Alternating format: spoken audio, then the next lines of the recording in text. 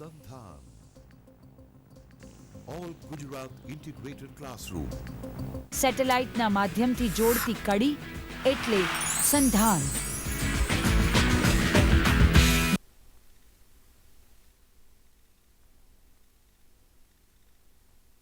નમસ્કાર.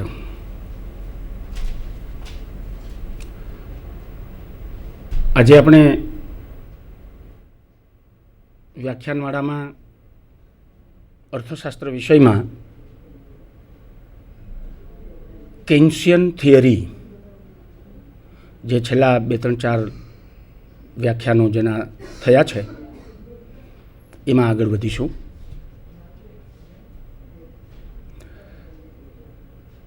મારે જે ગુણક અને ગતિવર્ધન આ બે ખ્યાલોની આજે ચર્ચા કરવાની છે. એ ચર્ચા આપણે શરૂ કરીએ પહેલાં આપ જાણતા હશો કે કેન્સનું આખું અર્થશાસ્ત્ર, એમાં સમાવિષ્ટ થતા બધા ખ્યાલો જેમ કે અસરકારક માંગ, વપરાશ વિધેય, ગુણક, ગતિવર્ધન, મૂડીની સીમાંત કાર્યક્ષમતા અને રોજગારીનો સિદ્ધાંત, આ બધા ખ્યાલો પરસ્પર એક સાંકળની જેમ સંકળાયેલા છે. એટલે લેક્ચર લેવા માટે પણ આગળના લેક્ચરનો થોડુંક અનુસંધાન જરૂરી બને છે અને વિદ્યાર્થીઓ મિત્રો માટે પણ આગળના વિષયને થોડું રીટેક કરવું આવશ્યક છે. સમગ્ર કેન્શિયન અર્થશાસ્ત્ર એની પૂર્વ ભૂમિકામાં આપણે જોઈએ તો પ્રથમ વિશ્વયુદ્ધ બાદ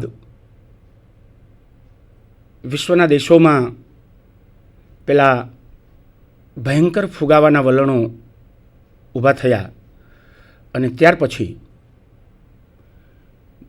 મંદીમાં સમગ્ર વિશ્વ સપડાણું.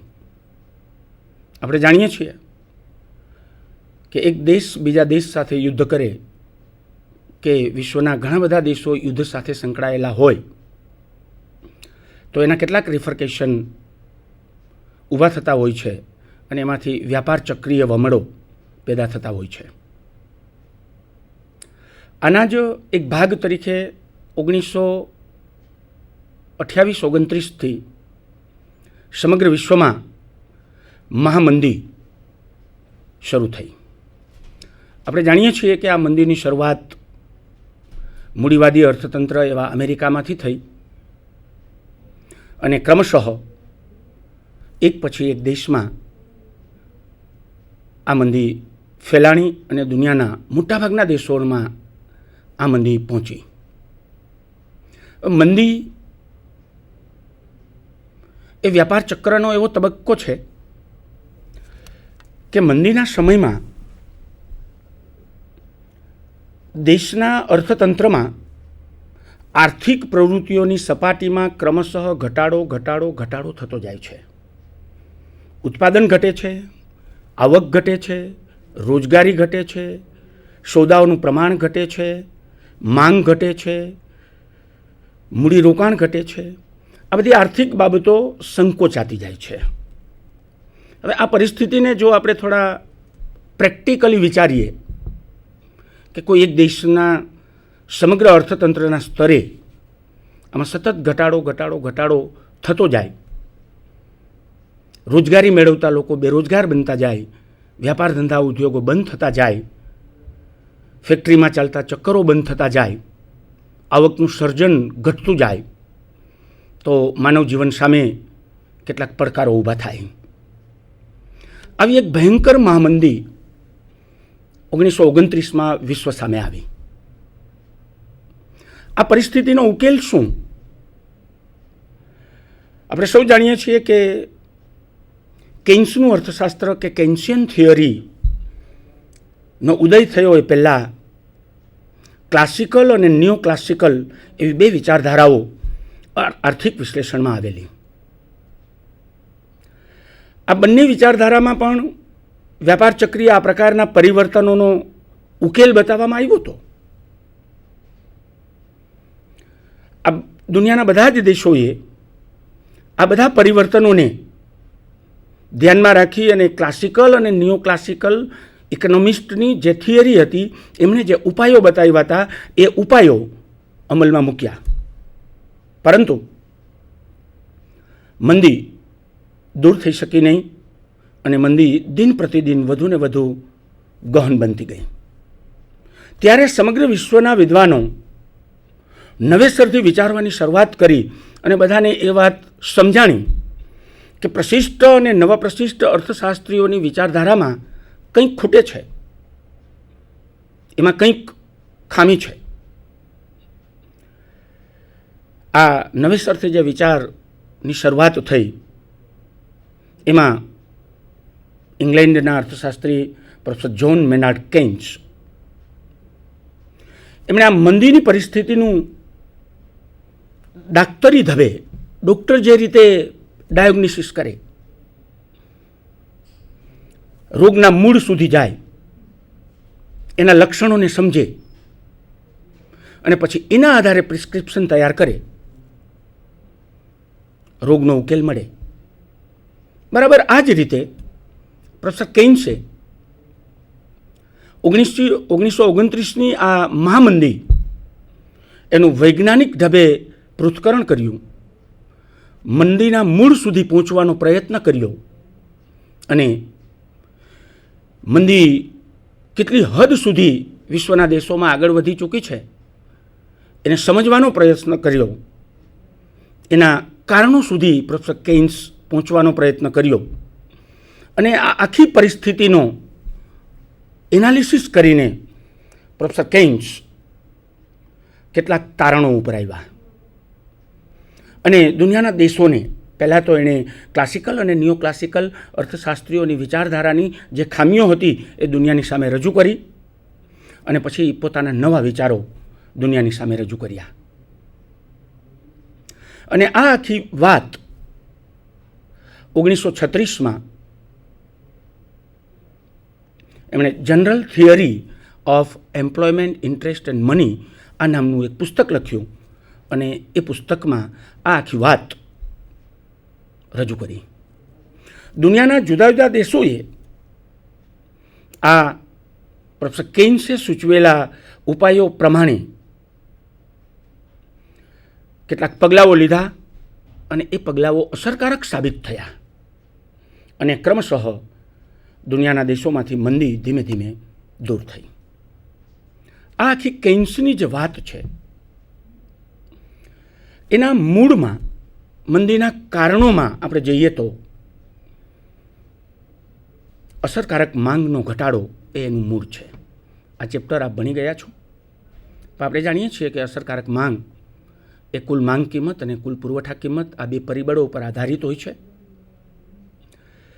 પુરવઠા કિંમત એ નિયોજકની ખર્ચ દર્શાવતું હોય છે અને નિયોજકનું ખર્ચ ટૂંકા ગાળામાં સ્થિર રહે છે એવી ધારણા ઉપર આ વિશ્લેષણ રચાયેલું છે. હા મિત્રો, બીજી એક વાતની સ્પષ્ટતા કરી દઉં કે અર્થશાસ્ત્ર સોશિયલ સાયન્સ હોવાને નાતે એના બધા જ સિદ્ધાંતો કેટલીક ધારણા ઉપર રચાયેલા હોય છે. પ્યોર સાયન્સ હોય, ફિઝિક્સ, કેમિસ્ટ્રી, કદાચ ત્યાં ધારણાઓ કરવાની આવશ્યકતા ન રહે અને એના સ્વરૂપમાં એ સિદ્ધાંતોને આપણે સાબિત કરી શકીએ. પરંતુ સોશિયલ સાયન્સ એ માનવીના વર્તન ઉપર આધારિત છે અને માનવીનું વર્તન સમય, સંજોગો, સ્થિતિ પ્રમાણે બદલાતું હોય છે. એટલે માનવીના વર્તનને ચોક્કસ રીતે ધારણા કરીને આપણે નિશ્ચિત કરવું પડે છે. તો અસરકારક માંગના ખ્યાલમાં પુરવઠા કિંમતને આપણે સ્થિર ધારી છે અને અસરકારક માંગ નક્કી કરવામાં માંગ કિંમત જ અગત્યનું પરિબળ છે એવું પ્રોફેસર કેન્સ પ્રતિપાદિત કરે છે. માંગ કિંમત અને અસરકારક માંગ વચ્ચે સૌનો સંબંધ છે. કોઈપણ રાષ્ટ્રની કક્ષાએ ઉત્પાદન, આવક અને રોજગારીનું સર્જન અને એના સ્તરનો આધાર અસરકારક માંગ ઉપર હોય છે. એટલે અસરકારક માંગ એ કેન્સના અર્થશાસ્ત્રનો પાયો છે. અસરકારક માંગ કિંમત ઉપર આધારિત રાખે છે અને માંગ કિંમતમાં વપરાશ ખર્ચ અને મૂડીરોકાણ ખર્ચ આ બે પરિબળો સમાવિષ્ટ કરવામાં આવે છે. અને એટલે જ પછીના ચેપ્ટરમાં કે પછીના ટોપિકમાં વપરાશ વિધેય આ ખ્યાલ રજૂ કરવામાં આવ્યો છે. અને આપ સૌ જાણો છો કે વપરાશ વિધેયના ખ્યાલમાં આવક અને વપરાશ વચ્ચેનો સંબંધ ગાણિતિક રીતે રજૂ કરવાનો પ્રયાસ થયો છે. હા, બીજી એક વાતની સ્પષ્ટતા પણ હું આપને કરી દઉં કે કેન્સનું અર્થશાસ્ત્ર, એના બધા ખ્યાલો, એમાં જ્યાં જ્યાં જરૂર પડી છે ત્યાં એમણે ગણિતના, ઇકોનોમેટ્રિક્સના કેટલાક ખ્યાલોનો, ભલે એ બધા સિમ્પલ છે પણ એ ખ્યાલોનો ઉપયોગ કર્યો છે.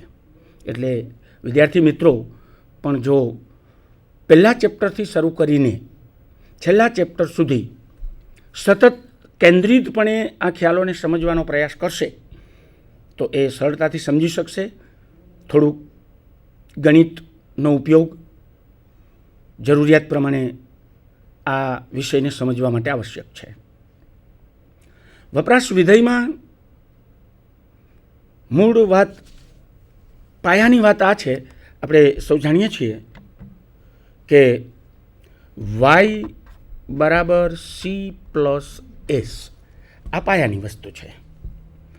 વાય એટલે આવક છે, સી એટલે વપરાશ ખર્ચ છે અને એસ એટલે બચત છે. જો એકદમ સામાન્ય રીતે સમજી શકાય એવી આ વાત છે. આવકના બે ભાગ પડે, કોઈ પણ વ્યક્તિની હોય કે સમાજની હોય. આવકમાંથી વપરાશી ખર્ચ કરવામાં આવે અને વધારાની જે રકમ છે એની બચત કરવામાં આવે. તો Y is equal to C plus S એ કેન્સના અર્થશાસ્ત્રનો પાયો છે. આ વાત એકદમ ક્લિયરલી દરેક વિદ્યાર્થી મિત્રોએ સમજી લેવાની જરૂર છે. હવે વપરાશ વિધેયમાં પછી એમનો વાય અને સી સાથેનો સંબંધ, વાય અને એસ સાથેનો સંબંધ, આ બધી વાતો એમણે સમજાવી છે. વપરાશ વૃત્તિ, સરેરાશ અને સીમાંત, આ બે પ્રકારની વપરાશ વૃત્તિ એણે સમજાવી છે. હવે સરેરાશ વપરાશ વૃત્તિ છે તો average proficiency APC is equal to C upon Y છે. આ સમીકરણ દ્વારા એમણે આ વાત સમજાવવાનો પ્રયાસ કર્યો છે કે વપરાશ ખર્ચના છેદમાં આવક એનો જે ગુણોત્તર સંબંધ મળે એ સમાજની સરેરાશ વપરાશ વૃત્તિ છે. અને સીમાંત વપરાશ વૃત્તિ છે જેના માટે આપણે MPC કહીએ છીએ, માર્જિનલ પ્રોફેન્સિટી ટુ કન્ઝ્યુમ, અને એનું ઇક્વેશન છે delta C upon delta Y. આ સમીકરણ દ્વારા ડેલ્ટા એટલે ફેરફાર બતાવે છે. આવકનો ફેરફાર, વપરાશનો ફેરફાર, આ બંને ફેરફારનો ગુણોત્તર એ સીમાંત વપરાશ વૃત્તિ છે. એટલે આવકના વધારામાંથી કેટલો વધારાનો ખર્ચ કરવામાં આવે છે એના આધારે MPC નક્કી થાય છે. એ જ રીતે Y is equal to C plus S છે. એમાં એસને સમજાવવા માટે એણે સરેરાશ અને સીમાંત બચત વૃત્તિ સમજાવી છે.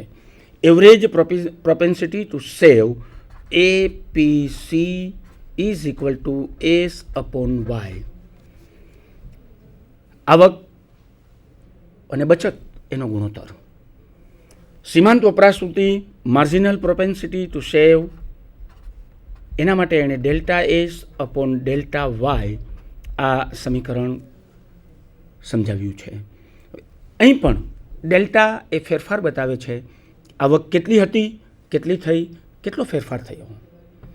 દાખલા તરીકે 1000 આવક હતી, હવે 1500 થઈ, તો ફેરફાર 500નો છે. તો ડેલ્ટા વાય એટલે 500 લેવાના છે.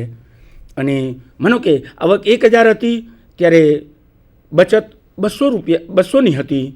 હવે આવક વધીને 1500 થાય છે, બચત વધીને 300 થાય છે, તો બચતનો ફેરફાર 300 થાય છે, 100નો થાય છે. એટલે ડેલ્ટા એસ બરાબર 100 લેવાના છે, ડેલ્ટા વાય બરાબર 500 લેવાના છે. તો આ રીતે એમપીસી શોધી શકાય છે. એટલે વપરાશ વિધેયના ખ્યાલમાં એમણે આ વાત સમજાવવાનો પ્રયાસ કર્યો છે.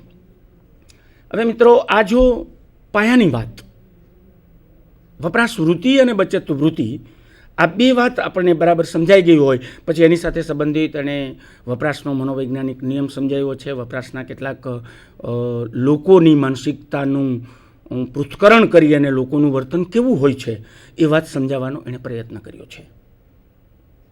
હવે આટલી પાયાની વાત જો આપણે સમજાઈ જાય તો ગુણક અને ગતિવર્ધન આ બે મુદ્દાઓને આપણે સરસ રીતે સમજી શકીએ. હવે આપણે ગુણકના ખ્યાલને સમજવાનો પ્રયાસ કરીશું. ગુણક, જેને આપણે અંગ્રેજીમાં મલ્ટીપ્લાયર કહીએ છીએ, મલ્ટીપ્લાયર.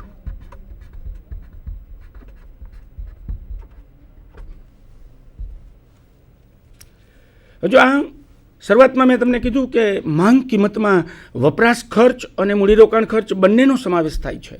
તો વપરાશ ખર્ચ સાથે સંબંધ ધરાવતી બાબતો એમણે વાય =C+S, વપરાશ વૃત્તિ, બચત વૃત્તિ, આ બધી જે વાતો સમજાવી એમની સાથે સાંકળી લીધેલી છે. હવે જે મૂડીરોકાણ ખર્ચની વાત છે એ સમજાવવા માટે આ ગુણક અને ગતિવર્ધનનો ખ્યાલ છે એ ઉપયોગમાં લીધો છે. ગુણકના ખ્યાલની આપણે શરૂઆત કરીએ તો મિત્રો, કેન્સનો આ ઓરિજિનલ કન્સેપ્ટ નથી. પ્રોફેસર કાહન દ્વારા, KAHN, પ્રોફેસર કાહન દ્વારા રોજગારીના સંદર્ભમાં ગુણકનો ખ્યાલ સમજાવવામાં આવ્યો હતો. હવે જેને એ રોજગારી, એમ્પ્લોયમેન્ટ મલ્ટીપ્લાયર એવું નામ આપે છે, એમ્પ્લોયમેન્ટ મલ્ટીપ્લાયર.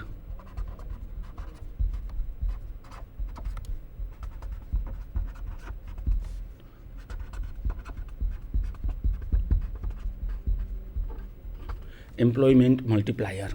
હવે મિત્રો, આ જે એમ્પ્લોયમેન્ટ મલ્ટીપ્લાયર છે એમાં રોજગારી ગુણક એ પ્રાથમિક રોજગારીને લીધે અસ્તિત્વમાં આવતી કુલ રોજગારી બતાવે છે. પ્રાથમિક